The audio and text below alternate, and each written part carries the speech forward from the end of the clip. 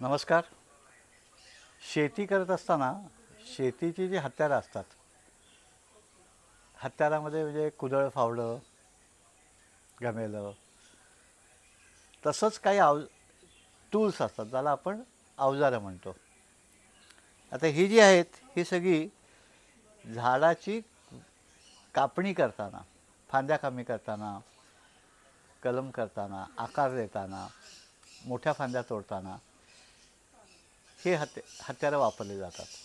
या हत्यारामध्ये झाड कापताना झाडाला कमीत कमी त्रास होईल अशा पद्धतीने ती कापणी व्हावी ही अपेक्षा असते. जे कापताना कापलं गेलं पाहिजे, चेपलं गेलं नाही पाहिजे, म्हणजे पिचलं नाही पाहिजे. आणि एखादी फांदी असेल तर फांदी तोडताना त्याचं वजन एका बाजूला गेलं आणि फांदी अशी फाटली कापल्या जागी, तसं पण नाही झालं पाहिजे. शल्यचिकित्सक जसे डॉक्टर सर्जन ऑपरेशन करतात तसं शार्प कट झाला पाहिजे. त्याच्यासाठी वेगळी टूल्स आपल्या पूर्वजांनी विकसित केलेली होती. त्याच्यासोबत आधुनिक अवजारांमध्ये टूल्समध्ये मोटराईज, पेट्रोल चालणारी, बॅटरीवर चालणारी, विजेवर चालणारी अशी वेगळी अवजारं तयार झाली आहेत. तर जी आहेत ती टूल्स अँड इक्विपमेंट अशा स्वरूपामध्ये येतात. तर हे जे आहेत हा कोयता आहे. याच्यामध्ये हाताची जी ग्रीप आहे तो घसरला नाही पाहिजे म्हणून त्याला ग्रीप असते. आता हे प्लॅस्टिकचे आले, पूर्वी लाकडाचे असायचे. तर लाकडं कुठली तर तळ हाताला घाम आला तर घसरलं नाही पाहिजे. मग इथे मागे त्याला असे गाठ असायचे म्हणजे हात घसरणार नाही. आणि ते लाकूड एवढं टणक असायचं की त्याची वापरून वापरून जर तुसं निघाले आणि बोटात गेले, हातात गेले तर हाताला जखम नाही झाली पाहिजे. ह्याच्यानंतर अवजारं वापरताना युजर फ्रेंडली असावीत म्हणून त्याचं वजन कुठे असावं तर साधारणपणे इथे पुढे वजन कापायचं आहे, इथे मागे. म्हणजे माझ्या ह्याच्यावरती खूप लोड आला तर हात दुखेल. त्याचे हे छोटं कापण्यासाठी असं अवजार असायचं की जे मुठीच्या जवळ असेल वजन त्याचं. हे शार्प आहे. आता हे जे आहे लांबीला आहे, म्हणजे मला बांबू किंवा केळं कापायला हा उपयोगी पडतो. तसंच हा एक आहे, ह्याला या बाजूला धार आहे. सामान्यपणे इथे धार असते. तर हा कोयता जो आहे हा आपल्या डोळ्यासमोर नेहमी असणारे मासे मारणारे लोक कोळणीकडे असतो. आकार वेगळा असतो थोडासा, पण इथे धार असतो. तर ह्याच्यात काय होतं की जर्क आहे, गती आहे. ही जी गती आहे ही ते त्याला धार आणि त्या फांद्याला कापते. म्हणजे प्रेशर, मोशन आणि धार या सगळ्या गोष्टींचा विचार असतो. हे जे आहे हे धातू याच्यामध्ये कार्बन पर्सेंट जरा जास्त असतं. कधीकधी ह्याला पाणी देताना जास्त पाणी लागलं याचे तुकडे पडतात. ही जे धार ह्याला तुकडा पडला तर त्याची ताकद कमी होईल. म्हणजे उदाहरणार्थ आता इथे हा तुकडा पडला आहे, याला म्हणतात खांड पडले. खांड म्हणजे खड्डा पडला. तर हे परत धार लावता येते. लोहाराकडनं धार लावून मिळते की आपण ग्राइंडरवरती धार लावू शकतो.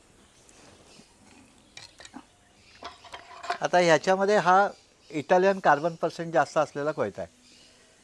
मग ह्याला काय धार लावायलाच लागत नाही जास्त. आणि हे बॅलन्स, वेट बॅलन्स आहे. त्याचे अवजारं कमी वजनाची, जास्त धार असलेली आणि धार टिकणारी अशी असायला लागतात. तर हे वेगवेगळ्या प्रकारचे कोयते आहेत. हा पण एक कोयता आहे. हा पण पोलादाचा म्हणजे पाट्याचा आहे. ही धार जी असते ती नीट लावायची असते. कधी कधी आम्ही कांचीने लावतो किंवा धारेचा दगड असतो, त्या धारेचा ग्राइंडरच्या दगडाने धार लावायची. नेहमी काम करताना आपली जी काही टूल्स असतात ती धारदार पाहिजेत, म्हणजे मग इंजुरी कमी होते आणि त्याच्यामध्ये सेफ्टी प्रिकॉशन जास्त असते. आता हा जो कोयता आहे ह्याला इथे मागे काही नाही, त्याचे हात घसरू शकतो. मग इथे आपण काय केलं की ह्याला इथे स्टॉपर केला, त्याचे हात खाली नाही घसरला. ह्यांच्यात ते आहेच ऑलरेडी इनबिल्ट आहे. तर हे जे आहेत हे वेगळ्या प्रकारचे कोयते. मग केळी कापायचा कोयता वेगळा, बांबू कापायचा वेगळा, केळीचे घड कापायचा वेगळा. त्याच्यानंतर येतात कात्र्या. म्हणजे ही सिकेटर, याच्यात वेगळे आकार असतात. हे जाड आहे आणि हे बोटा एवढ्या फांद्या शार्प कट होतात. म्हणजे कटिंग आपल्या झाडाची लावायची असेल, झाडाचा आकार, छोटी झाडं झुडपं आहेत, त्यांचा आकार कमी करायचा असेल तर हे वापरतात. आणि त्याच्यात शार्प कट झाल्यामुळे लावताना त्याला सगळ्यांना मुळातसुद्धा येण्याची शक्यता जास्त असते. त्याचे मुख्य हेतू काय असतो की कापताना कधीही पेचलं नाही पाहिजे, चेपलं गेलं नाही पाहिजे. मग ह्या ब्लेडला आपण धार लावतो, म्हणजे मग ते चांगलं राहतं. मग या वेगवेगळ्या प्रकारच्या कात्र्या आहेत. आता ही जी कात्री आहे ही जरा मोठ्या आकाराचं आहे कापायची, आणि ह्याला लिव्हर आहेत, त्याच्यामुळे ते मनगटावर लोड येत नाही. आणि ही असं वरती करून ही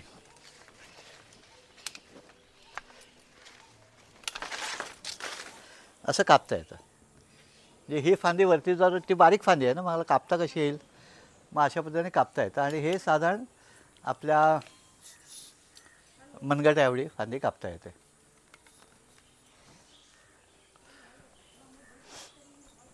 त्याच्याहून जाड फांद्या कापायच्या असल्या तर या वेगळ्या करवती आहेत. हे ओल्या लाकडा चालवायची करवत आहे. हे ते कात्री आहे, हे बाहेरच्या देशातले, जपानमधले, त्याच्या ह्याच्यात गुणवत्ता जास्त चांगली आहे. आपल्याकडे ह्या करवती असतात ज्याने कापता येतात. ह्या एक नवीन आलेल्या आहेत, फांद्या कापता येतात. आणि ह्या आतल्या धाराच्या आणि बाहेरच्या धाराच्या असे दोन्ही असतात. ही एक आहे. या सगळ्या वेगळ्या फांद्या वेगळ्या उंचीवरती कापण्यासाठी आणि वेगळ्या जाडीच्या कापण्यासाठी वेगळ्या वेगळ्या असतात. याच्यासोबत आता काय झालं की याच्यामध्ये करवती आल्या. ही जशी करवत आहे तशी ही छोट्या फांद्या कापायची बॅटरी ऑपरेटेड करवत आहे. ड्रिल मशीन एवढी आहे, जे वरती झाडावर चढल्यानंतर तो एखाद्या धरून बसला आणि एखाद्याने कापला. तर हे साधारण मनगटा एवढी फांदी, ही बॅटरी आहे, 25 फांद्या कापता येतात. मग परत बॅटरी चार्ज करायची. आता ही जी आहे 4 इंची आहे. कंपनी त्याची सांगा. कंपनी, आता त्या कंपनीमध्ये सगळ्यात जास्त चांगली कंपनी आहे ती स्टिल्ट. की त्या स्टिल्ट कंपनीची म्हणजे जर्मन कंपनी आहे. तिची जी चेन आहे ही चेन महत्त्वाची आहे. तर ह्याची चेनची किंमत जी आहे त्या किमतीमध्ये दुसऱ्या मशिनरी येतात. म्हणजे आता ही स्टील कंपनीची चेन समजा आहे तर चेनसॉची चेन समजा 12 इंची चेनसॉची चेन अख्खं मशीन 4,000ला आहे आणि स्टील कंपनीची चेनच मी 10,000ला आहे. पण ती खराब नाही होत, म्हणजे तिची धार नाही जात. क्वालिटी पण आहे तशी. क्वालिटी आणि खूप जर्मन मुळात कुठलीही टूल्स जर्मनीची उत्तम असतात. रशियाची पण उत्तम असतात पण वजनी असतात. आता ही जी आहे ही चालू आहे पण ह्याची ब्लेड मोठी आहे.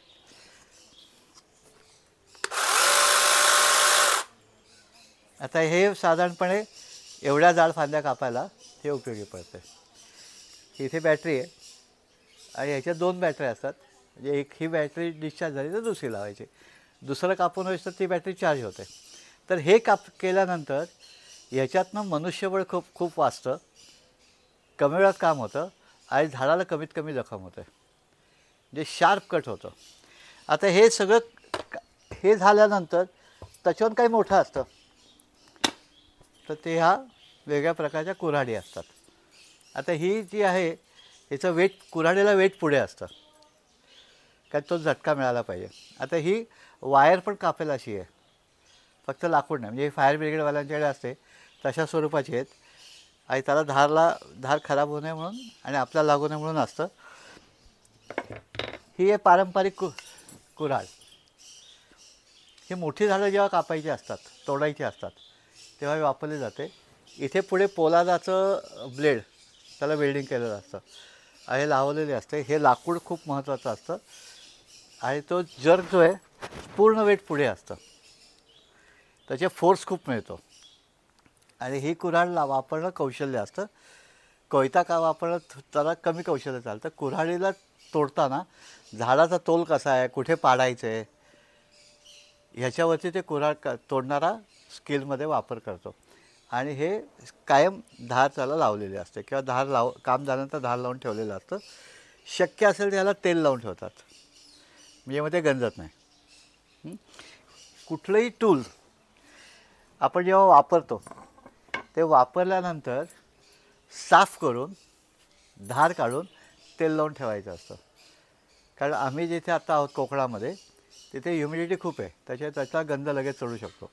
तर गंध चढला की ते टूल्सची ताकदही कमी होते आणि कामही नीट होत नाही. त्याचे कायम टूल्स स्वच्छ करून ठेवली पाहिजेत आणि ती कायमच त्याला धार लावून ठेवलेली पाहिजे. काम सुरू करताना धार लावली पाहिजे आणि काम संपतानाही धार लावून ठेवायला पाहिजे. हे जर आपण केलं तर कमीत कमी त्रासात, कमीत कमी ताकदीमध्ये, कमीत कमी वेळात आपण चांगल्या पद्धतीने छाटणी, कापणी, तोडणी करू शकतो.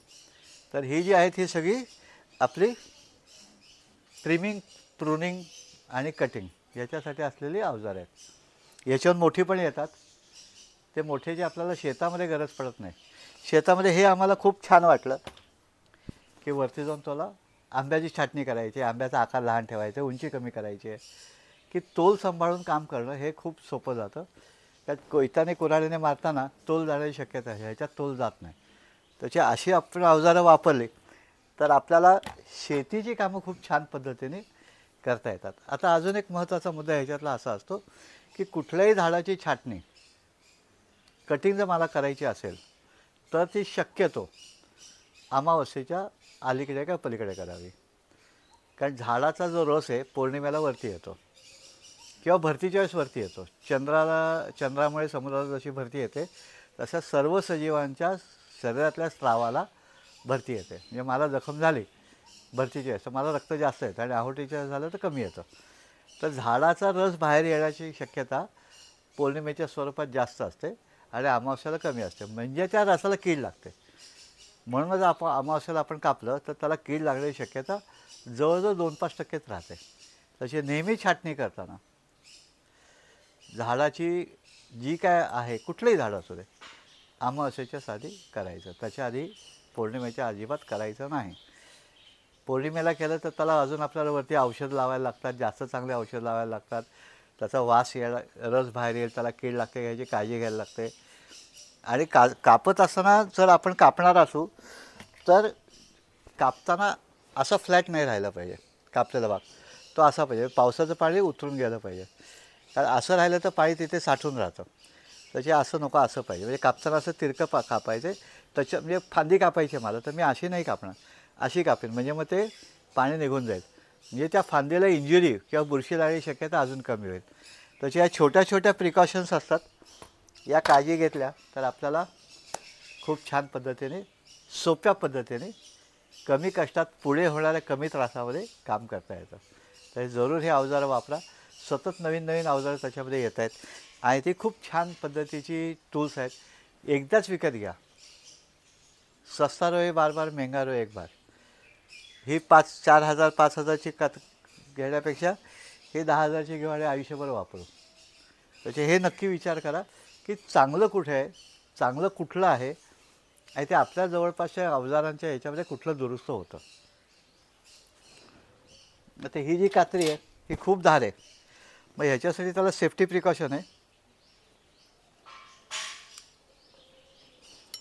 हे बंद करून ठेवायचे, जे आपल्यालाच लागणार नाही. मी खिशात ठेवून गेलो, मग खिशातनं काम केलं, उघडलं, कापलं, बंद करून खिशात ठेवलं. हे गंजत नाही कारण ह्याच्यावरती वेगळं मटेरियल आहे. तर अशी युजर फ्रेंडली, सेफ्टी असलेले अवजारं आपल्याकडे पाहिजेत.